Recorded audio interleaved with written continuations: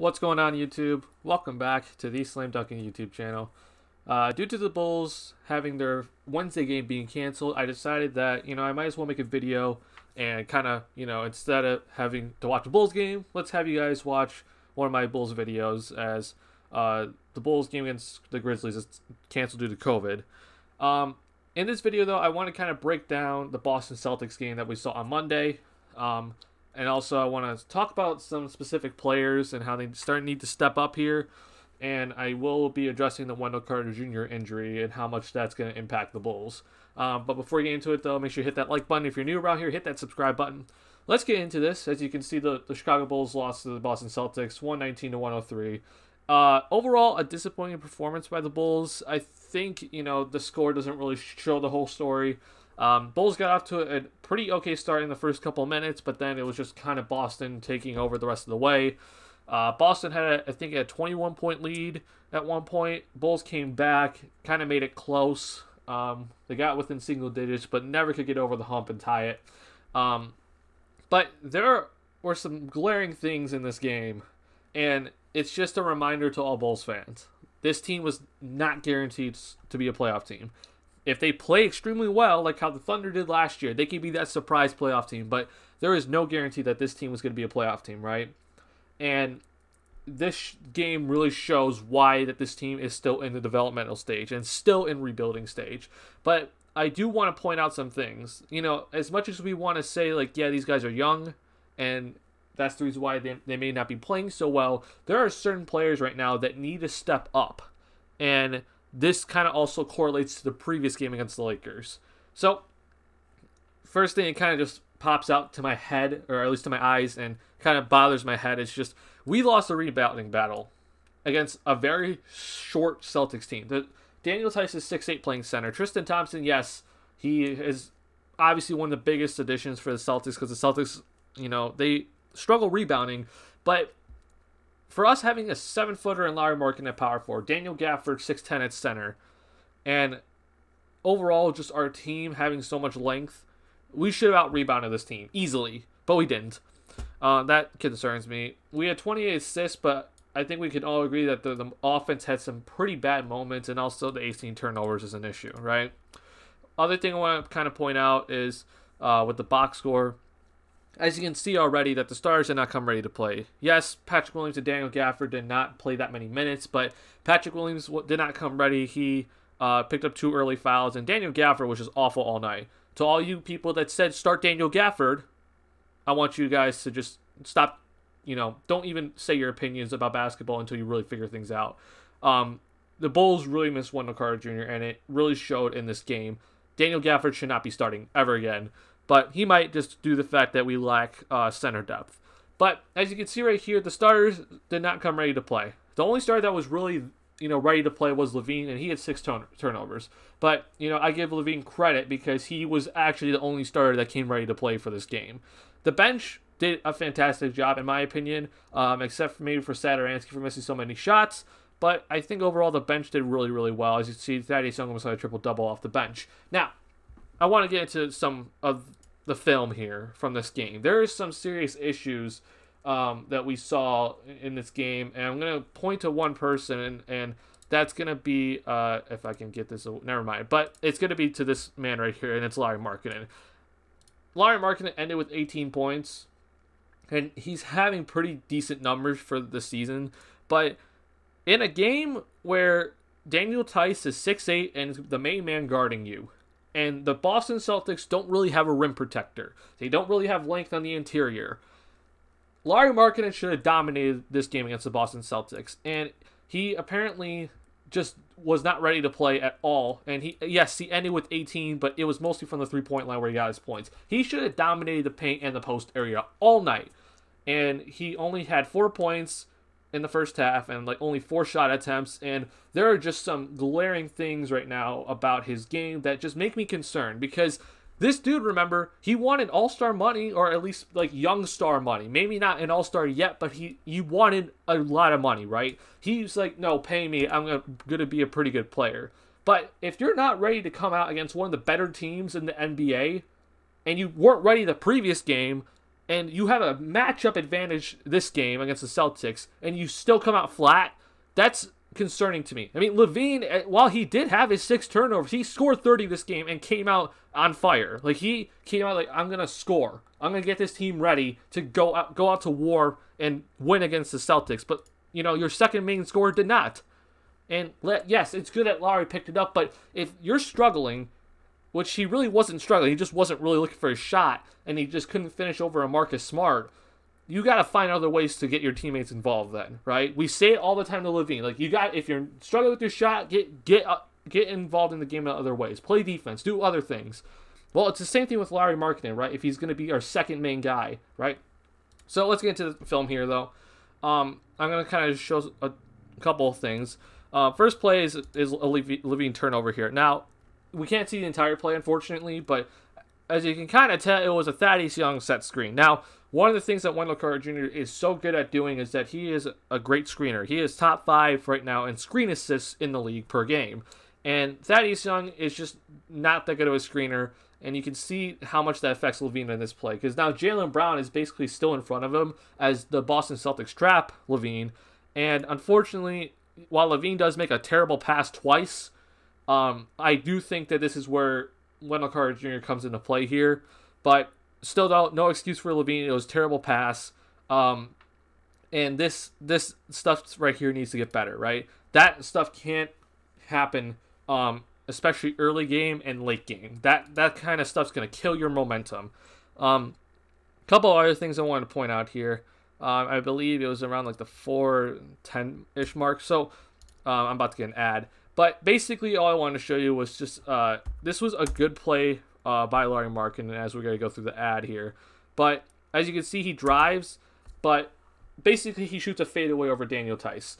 That type of stuff right there is what I want to see from Lauri Markkanen, and he showed that once in the first half. He has the height advantage. He's a 7-footer, right?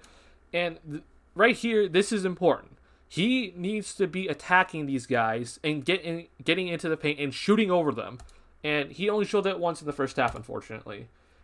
So that was a good play by Markkanen, but he didn't do that enough. He needs to continue doing that, especially when he just doesn't have it going, especially from the three-point line. Now, this is a play I wanted to show you because this is a complete breakdown in defense.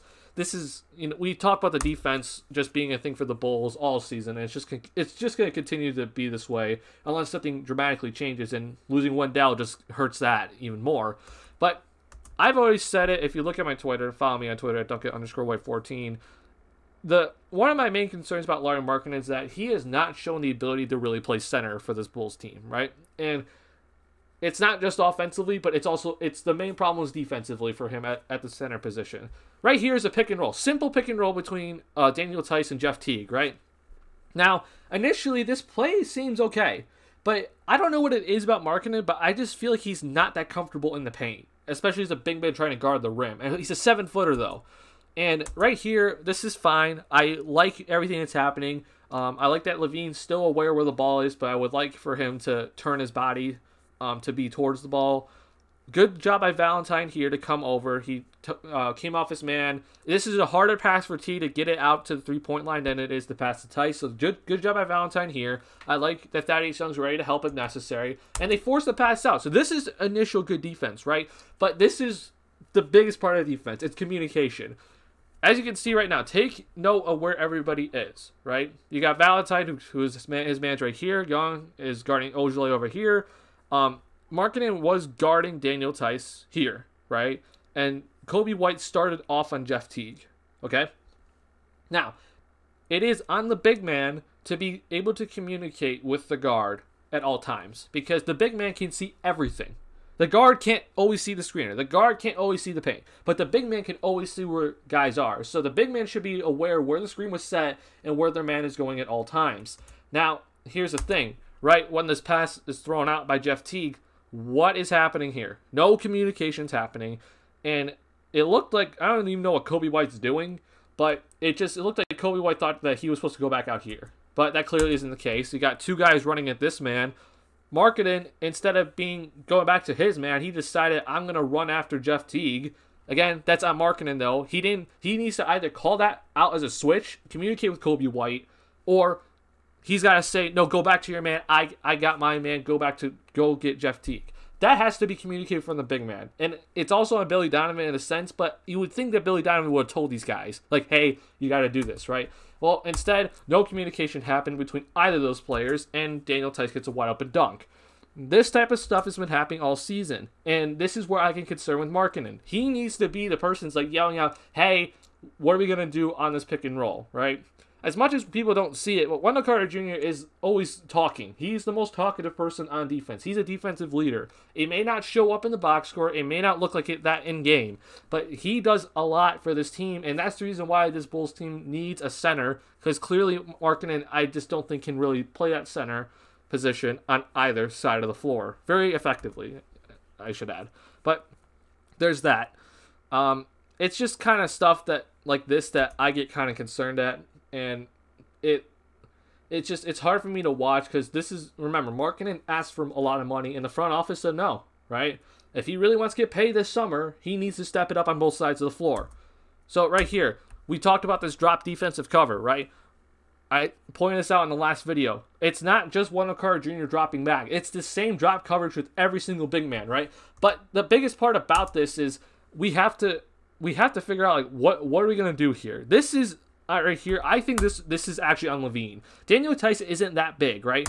And I don't think this is actually that good of a screen set by Daniel Theis. I think LaVine needs to get over this screen and make sure that Marcus Smart doesn't get a wide open jump shot. His main job right now, if he somehow is behind Marcus Smart, he needs to force Marcus Smart into Markkanen, and then it's up to Markkanen to make sure he doesn't give up a wide open layup. This right here has been a problem all year and needs obviously some work still. So this is, something that Billy Donovan needs to just work on with his players. But I also think that the front office sees this drop coverage being effective once they have the right personnel with this team and once everyone's adjusted to the system. Because remember, last year was a blitz coverage and we didn't really have that much of a training camp. So that still needs to get adjusted. And hopefully in these 4 days off for the Bulls, they fix that issue, right? Or 3 or 4 days off for the Bulls because they don't have a game for a little bit. This is a good play, though, I wanted to kind of point out, and this is the reason why I like LaVine, what he's doing. And I love this offense by Billy Donovan. It's a handoff offense that puts the decision-making in the big man. In this case, it's Thaddeus Young, and he doesn't hand it off to Patrick Williams, but Patrick Williams keeps moving. He makes sure to keep all these defenders occupied, and then Kobe White and Lauri Markkanen did their job by continuing to move. And with them not being able to get through the screen by Jaylen Brown, LaVine gets a wide open three-point shot and knocks it down. So that's good offense right there, and it's good to see that the Bulls are still doing the good offense that we've talked about all year. Their offense has been pretty good, and obviously scoring is not an issue for this Bulls team. Now, I've already picked a lot on Markkanen, but I'm going to pick on him a little bit more, all right? Here's a couple of things that I was very, very unpleased with. There was a play in the first quarter when he had a mismatch in the post. He got the ball on the block, and he had Marcus Smart guarding him. And as much as I think Marcus Smart is a great defender, if you're a 7-footer versus like a 6'4" Marcus Smart, you need to use your length to be able to finish at the rim, or at least shoot over him. Use your length to your advantage. And Markkanen, unfortunately, tried to back him down and wasn't able to back him down. And then he tried for like a hook shot, and he flat out missed. All right? So that play is unfortunately not in here. But there is a couple of other plays that really concern me. So, for example, I like this offense because it's basically kind of like a horn set. It makes the defense focus only on the center of the floor here. And if one mistake happens up here, it opens up the entire paint. Because, as you can see, the spacing's pretty good on both corners. So, as you can see right here, the Celtics make a humongous mistake right here. Lauri Markkanen does a pretty good job setting the screen here, and Kobe White does a good job passing the ball. As you can see, Markkanen is wide open right now. And if you think as a 7-footer, right, that this is an easy 2 points, at least get to the free throw line and get fouled, right? Unfortunately, though, as Grant Williams, who's about 6'5", comes over, I don't know what happens here. Now, this is where you miss Wendell Carter Jr. because, Wendell in this situation knows where to pass the ball, right? And Garrett Temple, as you can see, is wide open right here. So, one of the things Stacey King always says, go up strong or don't go up at all. If you're Lauri Markkanen, You either go up strong towards the rim and try to dunk this ball, or you don't go up at all and you pass it to the wide open man in the corner, right? Instead, he does neither. He gets caught in midair. And reminder, Grant Williams is 6'5", and he airballed this little layup. This concerns me because, again, Markkanen was supposed to be the second option, one of our main scorers, and asked for a lot of money this offseason. You know, his numbers may look good so far this season, but this is the type of stuff that bothers me. Like, you need to finish this. Like, there is no excuse for this right here. And this kind of tells me, like, you're not in the weight room enough. I know you just went through COVID, but you're a 7-footer going up against, like, a 6'5" guy right now. That shouldn't be an issue in the first place, right? I'll show you another example right here. It's the next play right here that it's almost a similar situation. I'm just mind blown. Again, the Boston Celtics were basically kind of switching everything this game. And the reason why is because this dude right here as a 7-footer wasn't that much of a threat in the paint. I immediately tweeted before the game that Lauri Markkanen should have an absolute great game against this Boston Celtics team. They switch a lot. They also just don't have a rim protector. Not only that, though, he should just be attacking that paint all night. Don't worry about the three-point line until you get yourself going. Attack the paint, make them foul you, and the Bulls only shot 10 free throws this game. But look at this right here. He has a mismatch. He needs to be aware, like, hey, I need to be looking for the ball. He gets the ball, all right? Which, by the way, he should be up here on the other side of the floor, but it's okay. He got it in pretty good position, right? But this, again, Grant Williams is 6'5", or about 6'5". You need to finish this. I don't know why you don't finish this. That really concerns me. And you could be like, well, it's just one layup, Duncan, or it's just one thing. Like, if anything, dunk the ball. You're tall enough, you're strong enough, and you have enough vertical to do such a thing. But he seems like he's almost scared to go into the paint. We've seen him, willing to drive more this season, but I would almost argue he's only willing to drive more in transition when there really is no rim protector, in the paint. He's not that really willing to drive in the half court. He's still kind of, rolling around on the perimeter, and this isn't on the coach right now. This is up to Lauri Markkanen. He's had opportunities multiple times, like, okay, instead of me just kind of standing here or just shifting to the three-point line, I can take this ball and drive it. And he just seems kind of hesitant to do that. Again, he ended with 18, but he only started out with 4 points in the first half. He was, like, non-existent in the first half, and that can't happen from a dude that's supposed to be your second main guy. I can pick on Lauri Markkanen, right? But it's not just Lauri Markkanen who I'm disappointed in right now. Kobe White, I thought, had a lot of opportunities this game, and he only shot 6 shots, which kind of concerned me. He had some crazy turnovers that I was like, yikes, right? But to me, I'm like, man, you also need to be ready to come out and not be afraid of who's guarding you. You need to be able to be like, okay, if they're going to guard me this way, then I can take advantage of this defense by going over here or getting to the rim or shooting the three-point shot. Shooting only 6 times is kind of concerning, and it's not like you didn't have many opportunities. Like, LaVine only shot 19 times. Yes, he had 6 turnovers, but he was trying to get people involved, right? And this offense had 28 assists. You need to be able to be ready to get into the game and not be afraid of your matchup. Last thing I want to talk about in this video, unfortunately for the Bulls, Wendell Carter Jr. is officially out for, I think it was 4+ weeks. About at least 4 weeks, with severe quad contusion. If you did not know, it was a collision with Denzel Valentine in practice. And this is something that, again, I already talked about how important Wendell Carter Jr. is to this Bulls team. As you can see, he's averaging 12.8 points per game, 8 rebounds, 2.4 assists per game this season. And this concerns me a lot right now. I think Wendell Carter Jr. is vital for this team moving forward. But if this continues to happen, and this is already his third major injury in his third season, the Bulls are going to have to do something about the center position. Because clearly, as we see right now, the MVP race right now is between 2 big men, really. And that's Joel Embiid and Nikola Jokic, right? I'm not saying that those 2 teams, the 76ers and the Nuggets, are going to be the absolute contender, because I really don't think they are. But I do think that the MVP conversation is between those two big men. I'm not asking for the Bulls team to get like an absolute superstar big man. And to be honest, I actually don't like that idea. But I do want this Bulls team to have a really good center. And Wendell Carter Jr. was on his way to being that right now. I'm not asking for Wendell to be an all-star, but I ask him to do everything that he's supposed to do and do all the little things, which he does, and be able to be a good passer and be very mobile. Like someone like a Bam Adebayo, for example. And I don't think Wendell would ever be Bam Adebayo, but he can be kind of near that area when he's at his prime. But with this being already another major injury, it concerns me. And I do think that the Bulls and the front office are going to have to start looking to, what is there a potential replacement? Now, I do know that Karnisovas did draft his center in with the 44th pick, I believe, in the previous draft. So who knows how he's going to turn out, right? But I do think the Bulls are going to have to look at finding a center because, as we've seen, Daniel Gafford's not the answer, all right? To all you Bulls fans who thought Daniel Gafford should be starting over Wendell, again, don't talk basketball until you figure out how to actually understand basketball. So, I've heard some names between some Bulls fans. Jared Allen's kind of a dude that a lot of Bulls fans like.